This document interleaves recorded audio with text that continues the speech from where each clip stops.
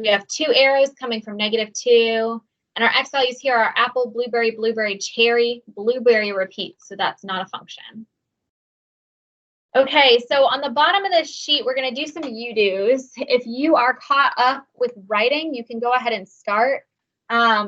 These correspond to each of the you-dos that you're going to do. So all you're going to say is yes or no, it's a function or not. And we're doing these 5 problems. While you guys are writing down the non-examples, I'm going to go ahead and fill in these problems at the bottom. And then I'm going to call on each of you to answer one. If you've already answered a question today, you will be safe.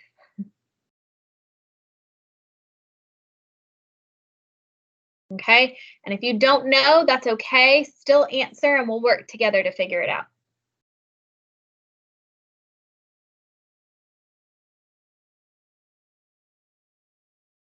Okay.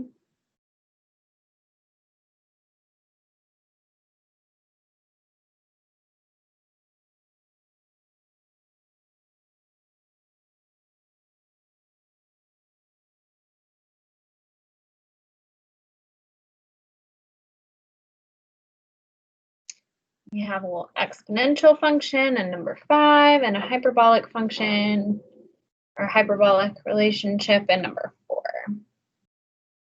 Okay. I'm going to zoom out a little bit so that we can see all of them at once, because I will let you guys choose which one you want to do. Okay, Eddie. Eddie, are you still here? I'm still writing the non-example ones. Okay. All right, take a minute. I'm sure that everybody else probably is as well. So take a minute and then you can pick number 1, 2, 3, 4, or 5.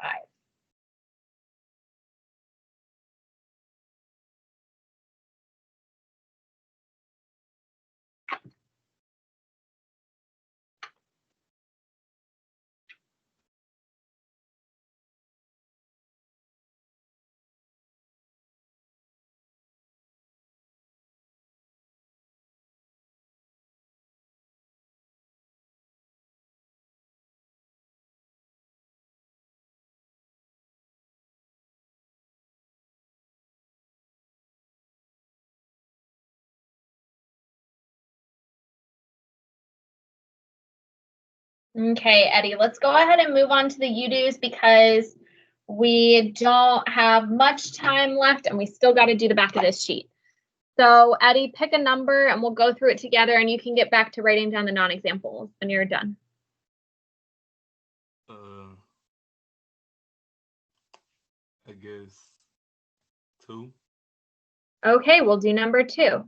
So do you think it is or is not a function? It is.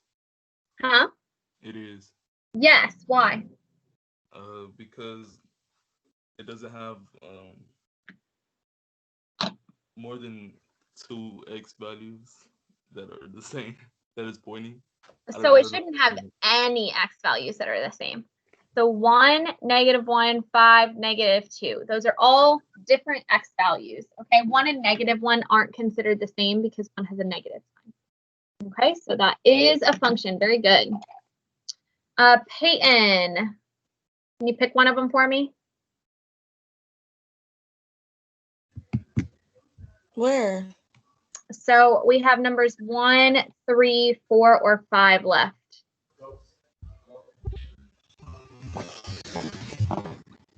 Okay. I'm gonna choose number 1. Okay, so we're looking at x values. 2, 2, 3, 4. Does that show us that it's a function or not a function? Not. Good. So not a function. And why? Because the x value is not supposed to be the same, right? Exactly. So we have 2 2s. And that messes it up for us. Very good. Thank you, Peyton. Okay. Heaven, can you pick 3, 4, or 5? I'll do 4. All right. So how are we going to test this one? How do we do it? A vertical line test. Yeah, I draw a vertical line. And how many times does it pass through?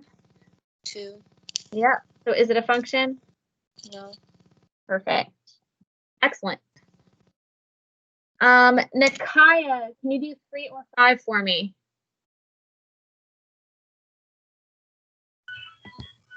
What'd you say? Can you do number 3 or number 5 for me? Take your pick.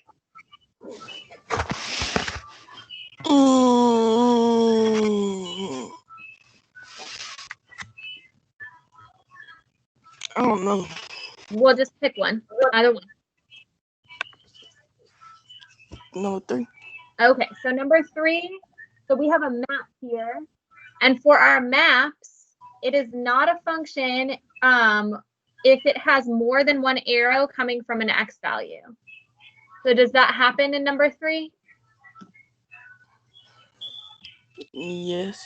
Yeah, so down here, we have more than one arrow coming from 4. So is it a function or not a function? Not a function. Thank you very much. Okay, and then number 5 goes to Brandy. It is a function Very good. Why? because when you do the vertical line test, it goes through one time.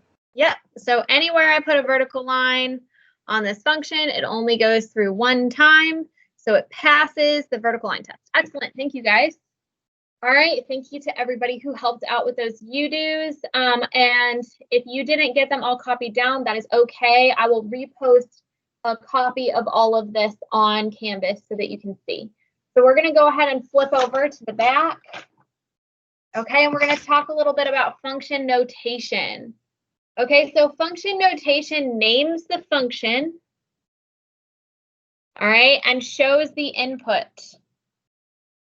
Okay, so for example, if I maybe had f of x equals 3x plus 4, the name is f, oops, and the input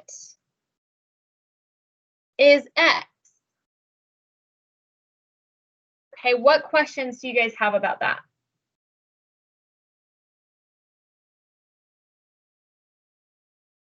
Okay, so in the 3 boxes below, it's going to tell you the name of the function, and it's going to define a function for you in words, and we have to come up with it, okay? And then we need to come up with either a table or a map to represent that function. Let me see if I think there's a slide that corresponds to this on the PowerPoint. Okay, so Ayana, are you here? Mm-hmm. Awesome. So in this first box, it says given f a number times 3 minus 6. So what's the name of that function? What? What's the name of the function? What's the letter that they give to define it? F? Yeah, f. Okay, and when it has a number, it's meaning x. Okay, so this means that we're going to write f of x, and then it tells you that it's a number times 3 minus 6. So Ayana, how would I write that mathematically? 3x? Yeah. Okay. And then? Minus 6. Beautiful. Perfect. Okay, and then it wants us to fill out this table. So what you would do is if we had time, I would have you guys do every single one of these, but we do not. So I'm going to just go ahead and do it for you. We would take each number in the x column and sub it in. 3 times -1 is -3. Minus 6 is -9. And you would stick that in the f of x part of the table. So I'm going to go ahead and fill in all of it for you since we don't have much time, trusting that you guys see the process and could duplicate that process for each of the other x values.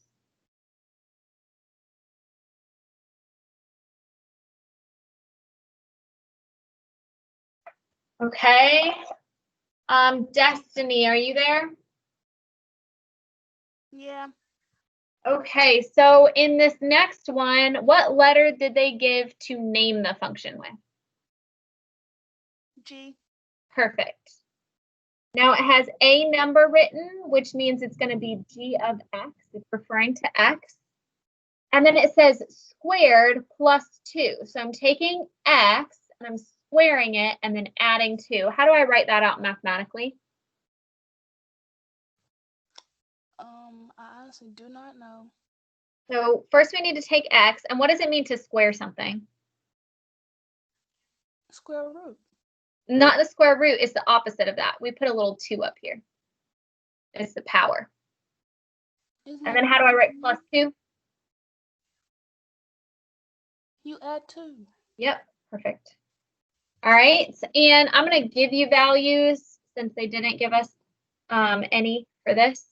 So our x and our y, or this also could, I guess technically it should be g of x. Okay, we're going to do -1, 0, 1, and 2. Okay, so we would do the same exact sort of thing. Sub in the value wherever x is. And I would get 1 plus 2, which is 3. And I would do that for every single one of these x values. I'm going to go ahead and tell you what they are. And then we would map them straight across.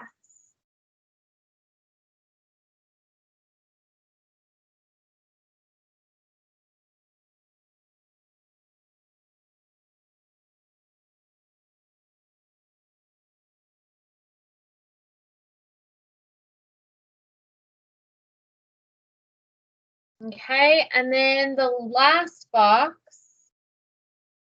we have given f a number multiplied by 3 minus 5. Sherlyn, are you there?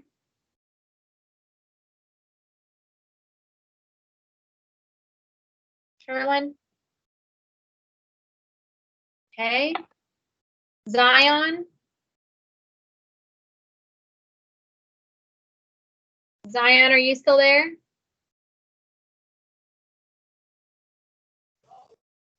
Yeah. All right, so what's the name of the function they give us here?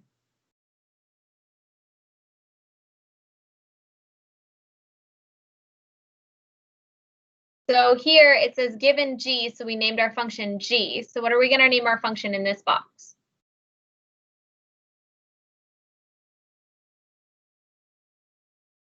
It says given what?